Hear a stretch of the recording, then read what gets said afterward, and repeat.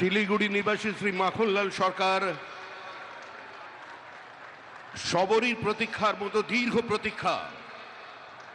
Bharat Keshari doctor Shyamaprasad Mukherjee, যিনি ভারতের সংবিধান এবং ভারতবর্ষের অখণ্ডতার জন্য এই বাংলায় জন্মগ্রহণ করে নিজের প্রাণ দিয়েছিলেন, যাকে কাশ্মীরের জেলে রহস্যজনকভাবে কার্যত খুন করা হয়েছিল, এবং তার সেই যাত্রার যিনি সহযোগী ছিলেন, সেই মাখনলাল সরকার ৯৭ বছর বয়স হয়েছে তার, তিনিও আজকের দিনে আমাদের এখানে এসে উপস্থিত হয়েছেন।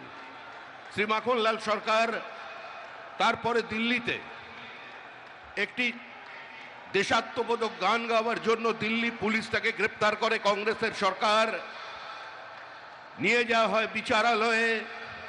বিচারপতি বলেন তার উকিলের পরামর্শে যে ক্ষমা চান